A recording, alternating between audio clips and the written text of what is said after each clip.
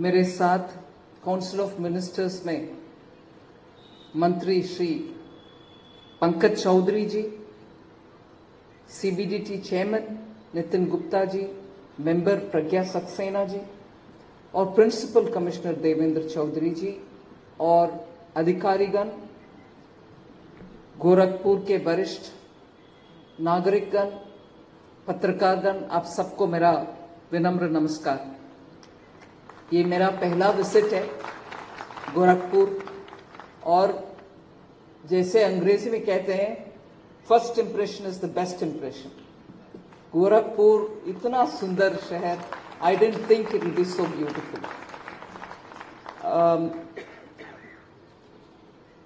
उत्तर प्रदेश के डेवलपमेंट के ऊपर माननीय मुख्यमंत्री जी बहुत सारे स्पष्टता से, बहुत विस्तार से भी कह चुके हैं।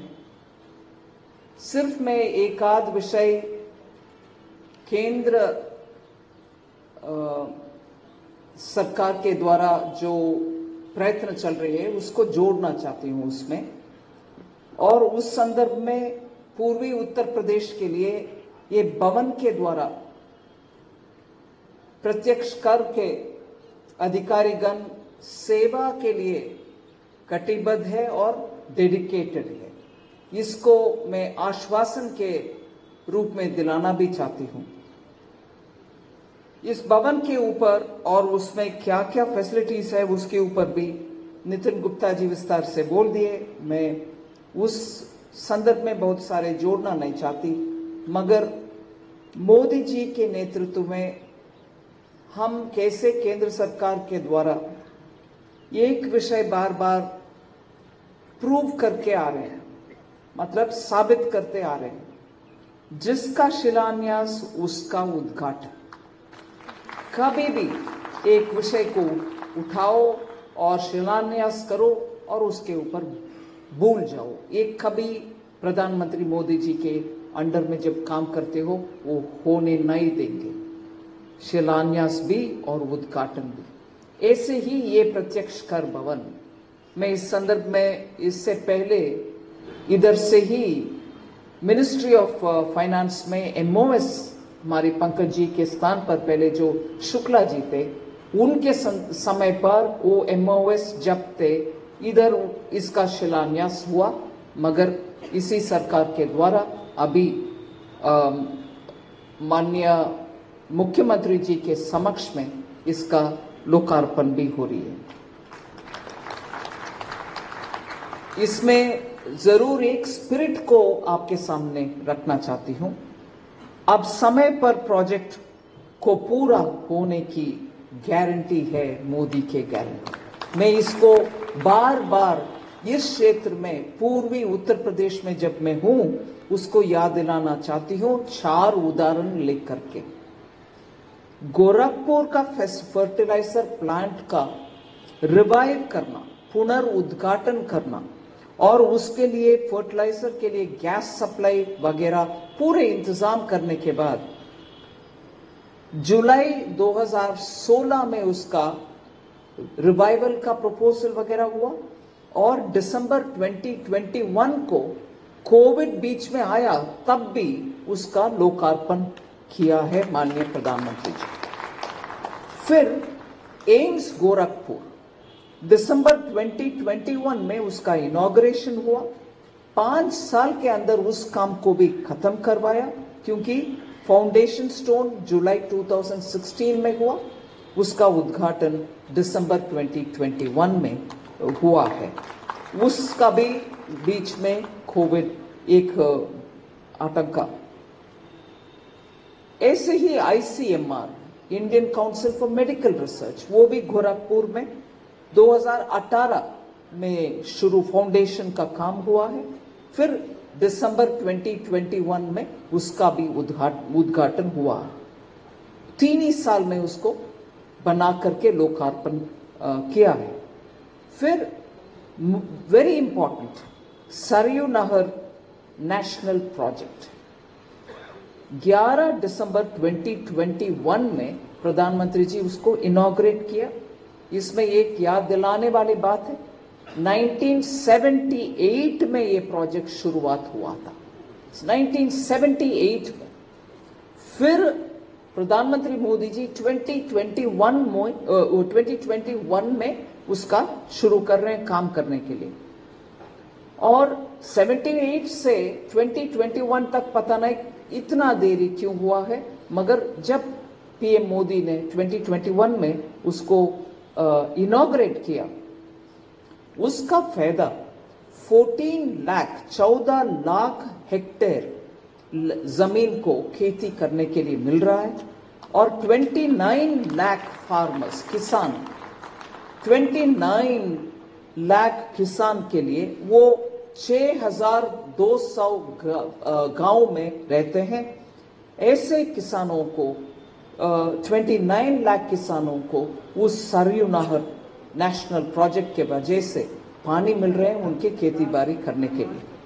और इसमें ये 6,200 मतलब 6,200 गांव, 9 डिस्ट्रिक्ट, सभी वो 9 डिस्ट्रिक्ट ईस्टर्न उत्तर प्रदेश में, पूर्वी उत्तर प्रदेश में, बहरेच, श्रावस्ती, बलरामपुर। और बलरामपुर कहने में मैं जरूर नमन करती हूं अटल बिहारी वाजपेयी जी का, जहां वो फर्स्ट टाइम उधर से उस कॉन्स्टिट्यूएंसी से लोकसभा चुनाव लड़े।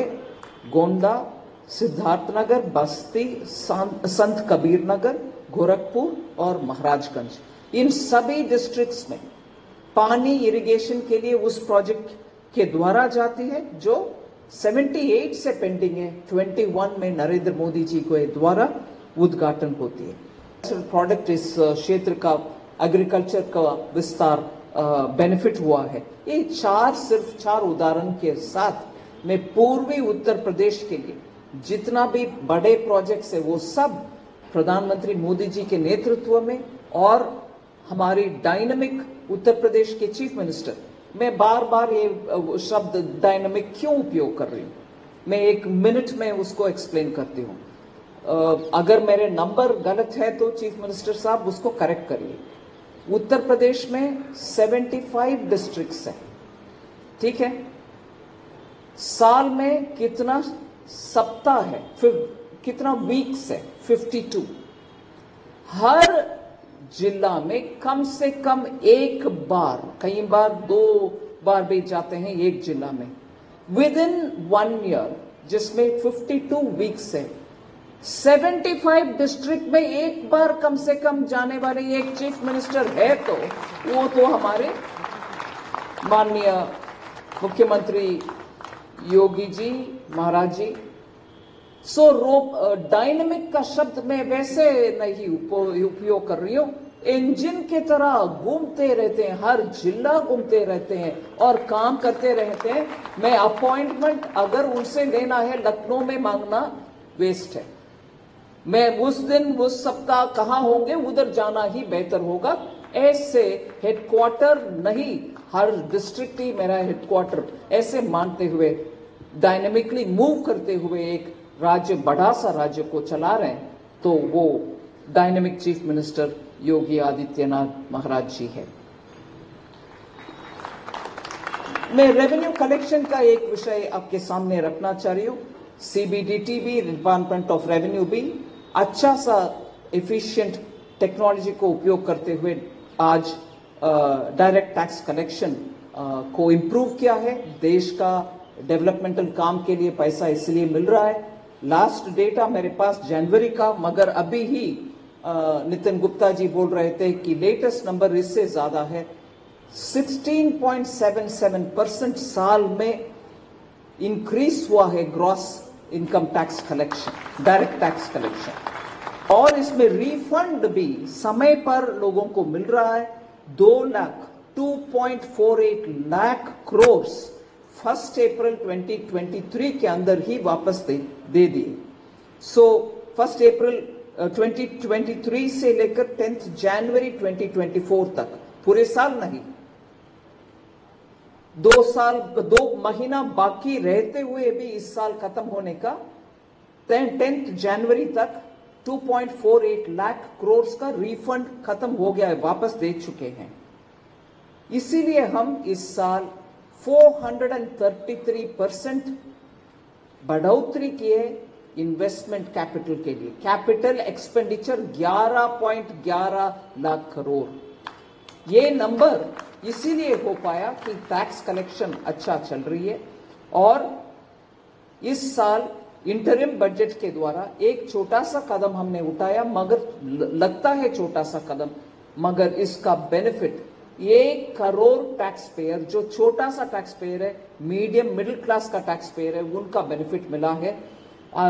We have given them claims, outstanding claims जितने भी थे टैक्स असेसी के ऊपर,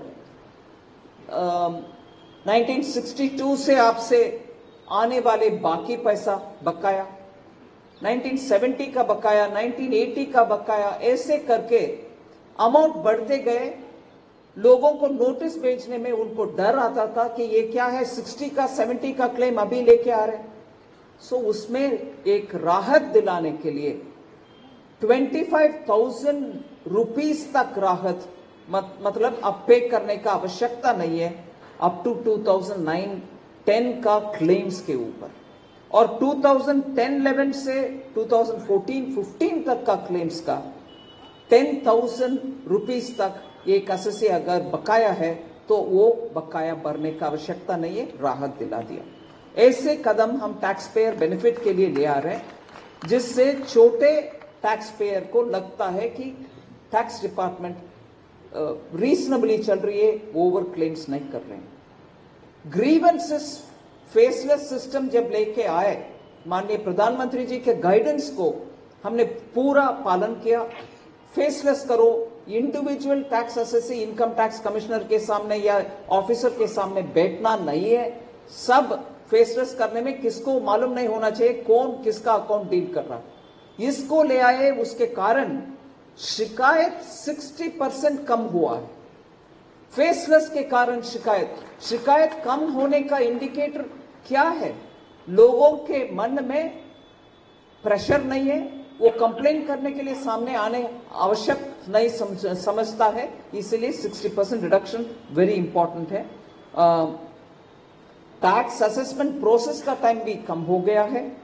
पर डे, हर सिंगल डे 1.66 करोड़ असेसमेंट को हमने ITR फाइलिंग करने वाले का प्रोसेस एक ही दिन में हम खत्म कर लेते हैं, और 3.43 इनकम टैक्स रिटर्न्स को 7 दिन के अंदर खत्म कर लेते हैं। टाइम नहीं लगता आजकल। आखिर में, जैसे माननीय मुख्यमंत्री जी ने कहा, हम ये कर्तव्य काल में हैं। 2047 के अंदर भारत देश एक विकसित देश, एक मंजिल तक पहुंचना है, तो हम सब हमारे कर्तव्यों को निभाना है। टैक्स पेयर जितना भी छोटा हो, आपके हर एक पाई को सही उपयोग करके हमारी जिम्मेदारी भारत देश को अच्छा बनाने में खर्च करेंगे, ना कि फुसूल में या वेस्ट करने का, पिल्फरेज करने का मौका नहीं देंगे। इसीलिए आप सबके कोऑपरेशन के लिए बहुत धन्यवाद।